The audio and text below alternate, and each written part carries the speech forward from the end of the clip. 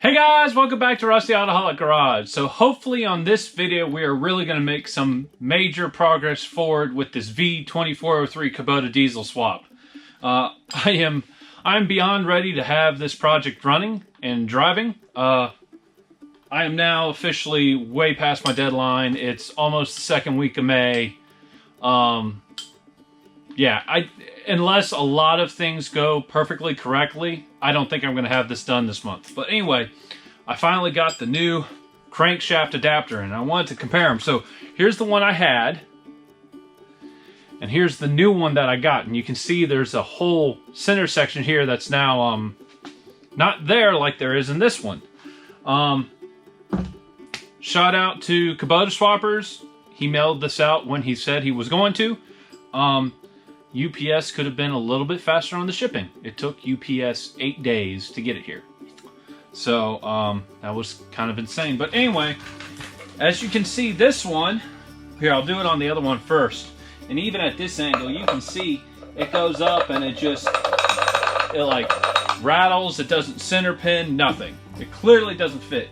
You take this one though, it goes up, and then you line it up and it like sinks in.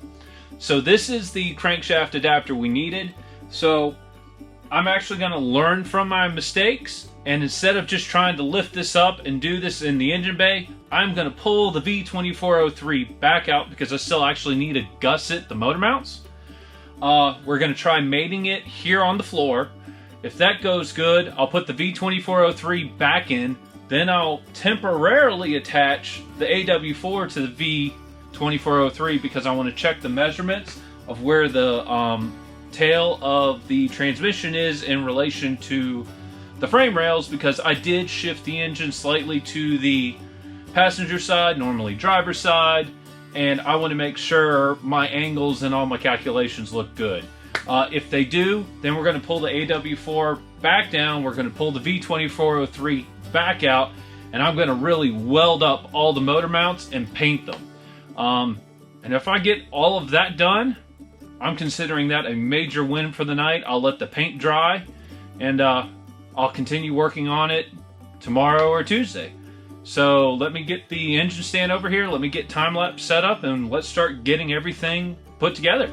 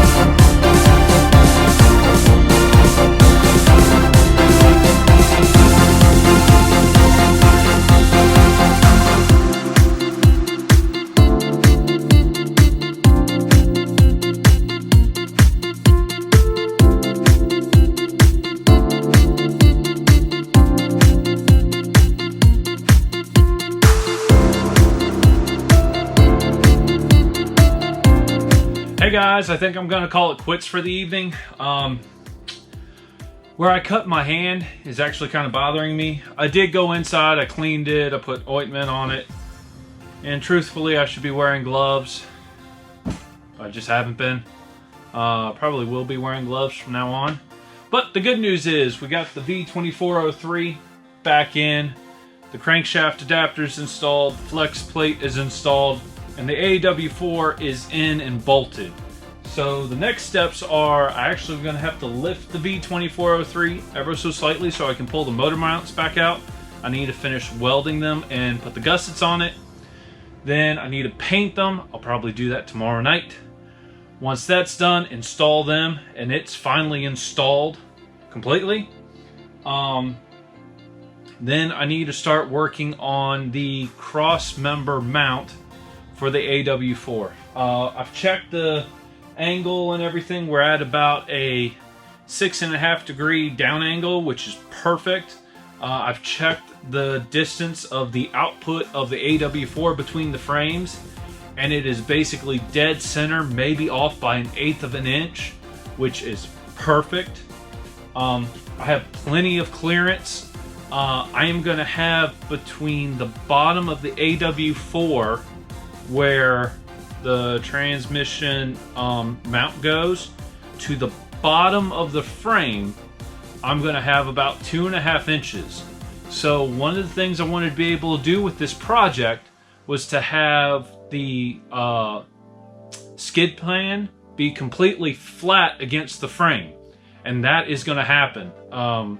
The transmission pan is above the frame and everything, so I've actually gained about 3 inches of ground clearance. So overall, we're making great progress. If I can keep having nights like this where stuff works and goes the way I'm expecting, we're gonna get a lot done real quick. I'm still waiting on a couple of things from KubotaSwappers. I still need to go out and find an alternator because the alternator I kept off of my 4-liter is not the correct type. I need an older style, so I need to go find that. Because once I have the alternator, I can hook the alternator up and the power steering and start cleaning this all up. And I think I'm getting really close to putting the front grille back on, which I would love to see the front of my Jeep back together. So anyway, thank you so much for watching. Leave a comment down below. Give this video a thumbs up if you liked it. If you haven't subscribed, consider subscribing. If you have, as always, thank you so much, and I will see you in the next video.